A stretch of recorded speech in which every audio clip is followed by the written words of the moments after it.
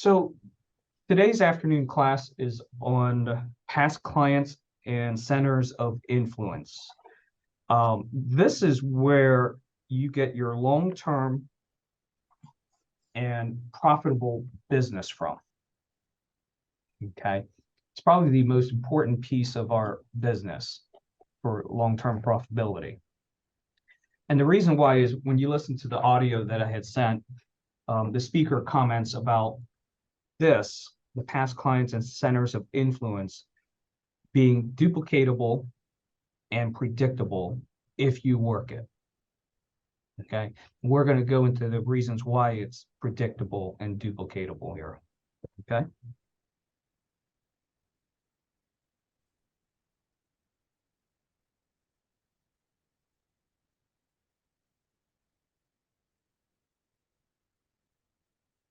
So, first comment, your past clients and centers of influence are a valuable resource. Consider them a personal gold mine. Okay. So, where do you keep all your past clients and centers of influence?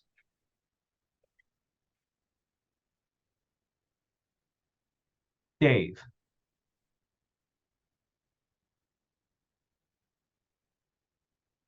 Or Jim, where do you keep your past clients and centers of influence? In KV Core. Okay. So in a database, some kind of CRM, right?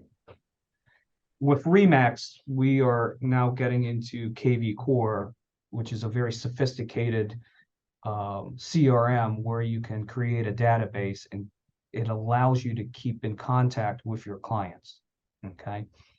And we're going to go over how often you should be in contact with these clients, okay?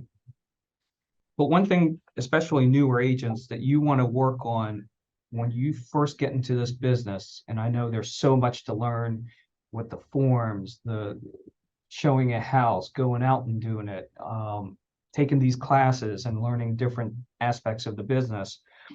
But what you need to do is for the next 18 months, work on that database and try to get 250 to 500 names on there.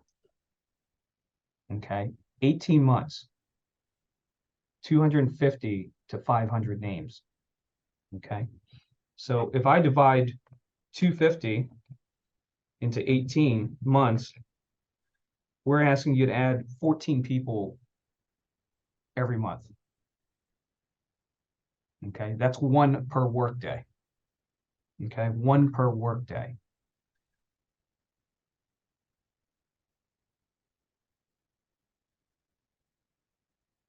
Don't hesitate to reconnect with those you haven't spoken to in a while. They will likely appreciate the call. They will likely appreciate the call. So one of the things we dread as agents is calling clients where the deal didn't go as smooth as we thought. Okay. And our thinking is, oh my gosh, they'll never give me another referral, or they don't want to talk to me. That ended up really bad. Okay. But the truth is the deal settled, right? They got the house that they wanted. So if you have that hesitation to call a client, first off, relax, okay? And then call that client and just and admit to them, just say, you know, I'm sorry that the deal didn't go as smoothly as possible, but we still did get the house that you wanted. And I would like to earn your referrals, you know, and tell them that you have a goal this year to sell X amount of houses and you'd like their help. Okay. And most of the time, some people will forget that, you know. But if your follow-up is strong, you can earn their business back. Okay. Especially if you have a vested interest in their investment that they bought from you. So if you're constantly updating them on the market, telling them that, yeah, we had issues with that house that you bought, but you know, that $240,000 house in 3 years is now worth 280, they'll appreciate that. Okay. So you're giving them something of value when you call. Okay. Now, on the audio that I had sent out, the speaker mentioned about contacting your clients 8 times a year. Okay, 8 times. And here's how they break it down. Make an effort to connect with those individuals 4 times a year via phone call. Okay, some kind of direct contact via phone call, email, whatever. Okay, so you want to talk to them 4 times a year. The other 4 times, send them a note or postcard 4 times a year to remind them of your ongoing relationship. Send them a note or postcard 4 times a year to remind them of your ongoing relationship. Okay. Now, previously I had mentioned about reaching out to those clients that you may not have had a great end to your deal with.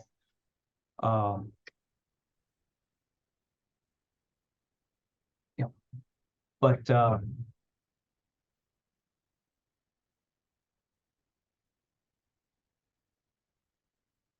what you want to do, sorry, somebody just entered my room.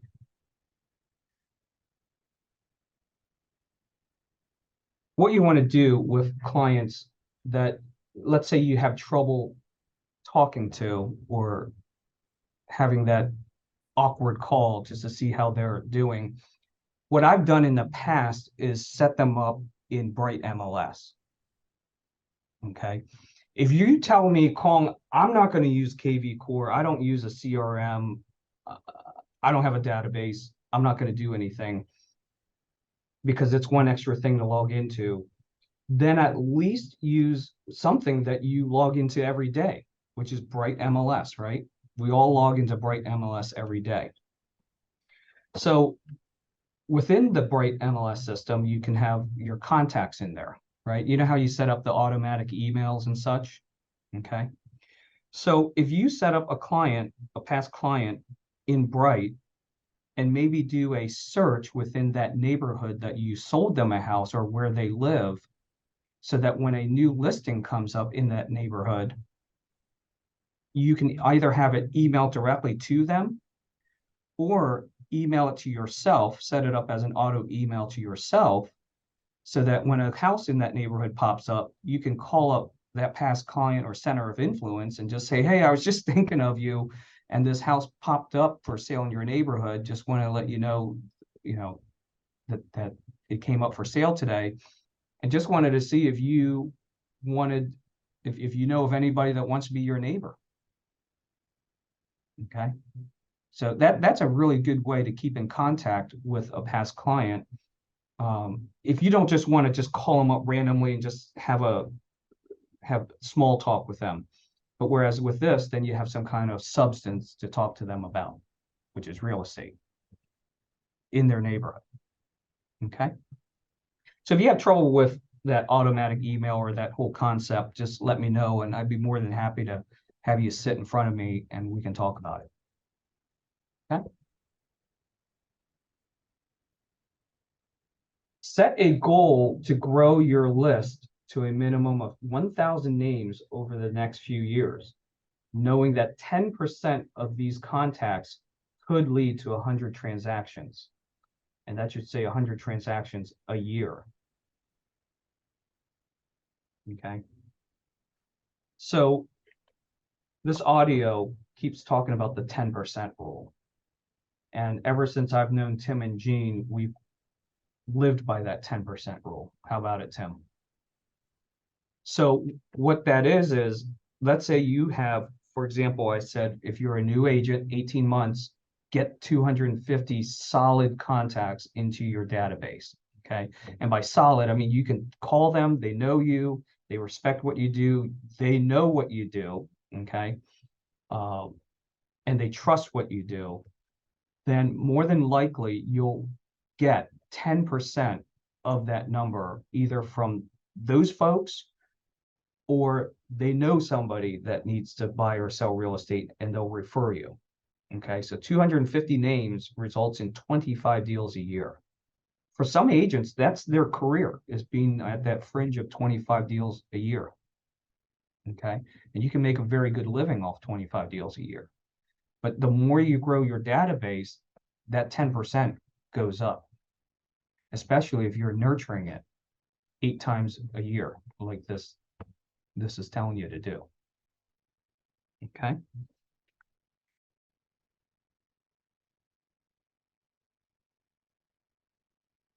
Approach these calls with energy and enthusiasm. Approach these calls to past clients and centers of influence with energy and enthusiasm. So remember the last class that we did, we talked, it was on prospecting and lead generation. And we mentioned about before you start to lead generate, whether it's expireds or for sale by owners, start off with a very friendly call to a center of influence or a past client that you know that will talk to you. Okay. They'll go easy on you. This is what we're talking about here. Okay. And how do you show energy and enthusiasm on a call? Well, be ready and know what to say. Okay. Know your script. That's one way. Stand up, walk around, don't sit. Okay. Those are ways to help you be more energized and have more enthusiasm. Okay. And especially if you call first thing in the morning, you're a little more energized then. Okay.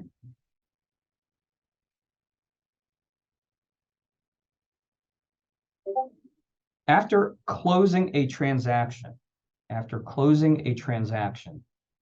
reach out to your client the next day to ensure everything went well and to build a strong relationship. After closing a transaction, reach out to your client the next day to ensure everything went well and to build a strong relationship. It's also a very good time to ask for referrals too, because it's fresh in their mind. Okay.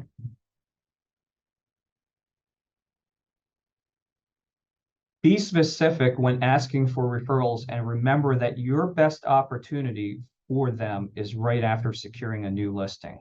So it's not just on the buyer deal too. When you get a new listing and you're prepping the listing, you go through the motions of getting the photos done, sitting down with them, going over the contract, helping them stage the property, and they're impressed with your approach. That's a good time to ask them, aside from your listing, do you know of anybody else that's looking to buy or sell real estate here very soon?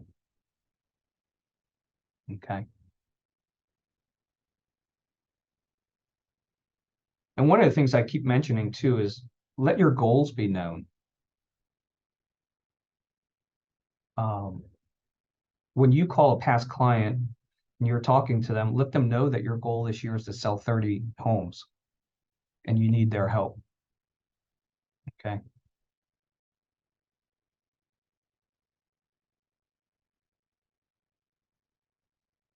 Consider creating an A, B, and C list, reaching out to your A list monthly, B list quarterly, and C list annually. Okay. So the A list are people that will give you business regularly. They know you. You don't even have to, I was going to say you don't have to call them, but you do, but they will give you business. Okay. The Bs are the people that would probably give you business if you ask for it. Okay. And when you call and reach out to your past clients and COIs, you should ask for business. Okay. And C are generally people that you kind of know, and they'll probably give you business, but they may know other realtors and you may not be their first choice, but if you reach out to them and keep them in your database and reach out to them, they could give you business. Okay. Now, the audio also mentions C's are the people that you don't like, and they may not like you, but if you still reach out to them, they may give you business. Okay.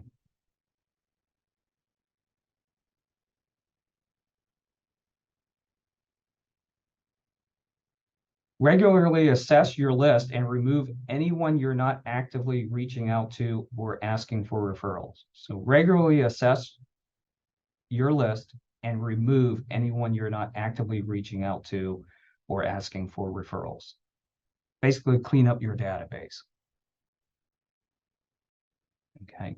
Especially if you're going to make past client calls and center of influence calls, and you have somebody in there, and when you reach their name and you look at it and you're like, oh my gosh, this guy, and then it just gets you down.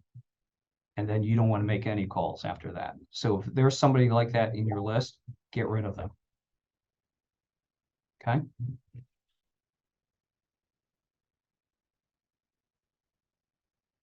Plan your calls to bring value to the conversation using market trends and relevant information as a guide. So again, that goes back to what I was saying about setting up a client potentially in Bright so that when a listing comes up and you get that auto email, you know, Dave, for example, you have a client in Shope's Gardens and you set up an automatic email for Shope's Gardens, and a house comes up on Donald Ave, and it gets automatically emailed to you, and in the subject it says reminder to call so and so, and you get that, you click on it, you call this person, just say, hey, I was just thinking about you. A house on Donald came up for sale. Okay, so something like that. But now you're bringing value to the conversation because you're giving them some kind of information about their investment. Okay.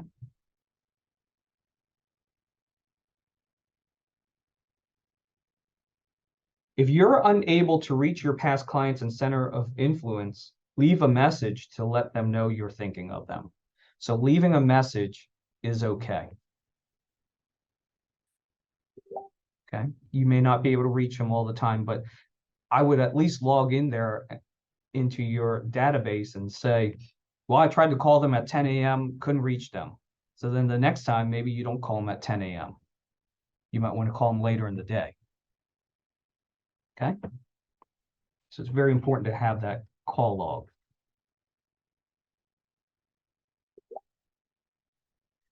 Develop a call schedule after each closing to provide excellent customer service and maintain a connection for future business. So again, this is telling you to develop a call schedule after each closing to provide excellent customer service. You know, maybe not call them the next day, but shortly thereafter, at least within the first week, just to make sure they're doing okay. Okay.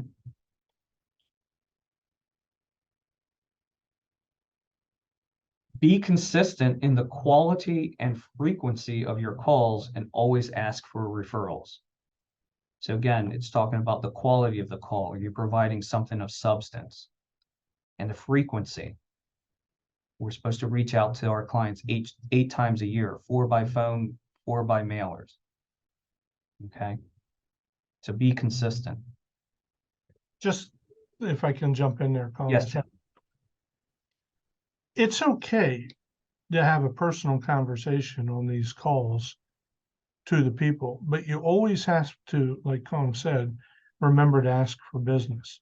You know, we want to find out what's going on in their life so that you can write those notes into your database so that when you set the next call, you have something to ask them about. But you can't just end the call without saying, hey, you know, I got a goal this year to sell, 50 homes, and, do you know of anybody I could help in the next 30 days? But, just make sure you add that into the call. Yep. That's it. I've taken a look at Jim Penny's database, and it's really good and very detailed. He has in there everything that was in the conversation, and he can pick right up the next call. How about it, Jim? Yeah, I do my best, Long, because as you know, my memory is not that good. So, So I have to write things down. right. So as this whole KV core develops, we'll have more training on that so that you can be more successful using it. Okay.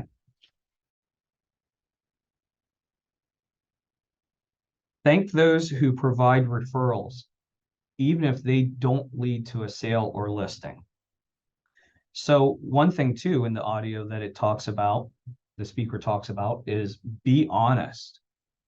Okay.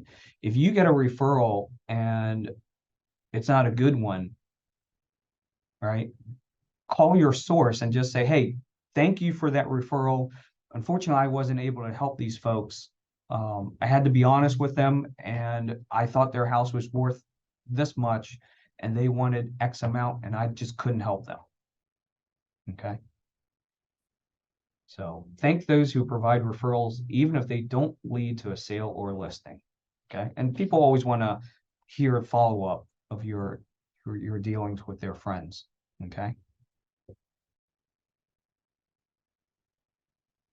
Build a reputation as a trusted real estate source among your past clients and centers of influence. Build a reputation as a trusted real estate resource. So that goes back to the last statement I made. Be honest. Okay. Be honest.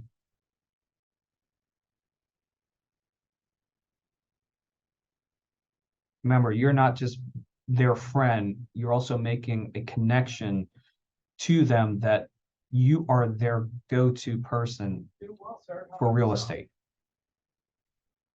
Okay. All right. Lastly, always remember to ask for permission to reach out on a regular basis to maintain open communication.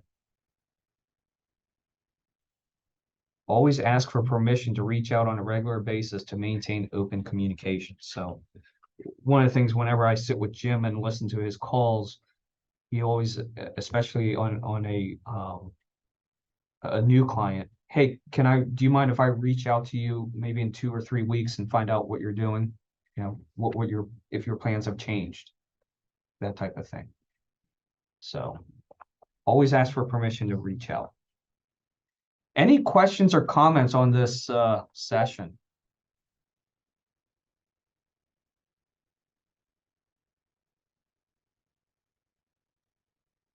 Just, Yeah, Jim. just a general question, because it all kind of comes to bear. The KV core thing, I think, would help a lot with this to automate some of this stuff. Like, I mean, I know you still have to call people, but if we get them on a thing where they get something automatic every so often too, are we going to do a class on that? I know there's tutorials available on there. I just wondered if we're going to do anything as a group. Yeah, we will as soon as we get more acclimated with this program. Okay. Yeah, because one of the big things with this program too, as Bouge, were the tags, right? That's one of the things that, especially if you have like a past client, you want to separate them. If you want to have, let's say, your Philadelphia Eagles fans and your Steelers fans, or something like that, or your people that are pet friendly, just so that if something comes up and you want to give them the news, you can find them pretty easily, right? So yeah, as soon as more info on the program and more we use it here on our managing team, we'll certainly relay more info to you. I think we're actually going to do something Tuesday from my talking with Brooks. So, okay, you know, we might have a training on Tuesday instead of the mastermind meeting on KV Core. Sure. The other thing too is, just so you know, on Friday you're going to receive an email at 8 a.m. and it's Ira Nadich, who used to work for our company and who was a Mike Ferry coach. He did a 9-minute video the other day on prospecting past clients and centers of influence. And along with what Kong has just gone over, it's going to be a good 9-minute video to watch. Dave, you might have already seen it because you get the Mondays with Mike, and Patty, you might have seen it too. But it just came out either Monday or Tuesday. Hmm, Awesome. I have not seen it, so looking forward to it. Yeah. So real quick, tomorrow we are going to do at 2 p.m. and I'll send an email out right after this call, the mortgage contingency part of the contract again. Okay, we're gonna go over that real quick.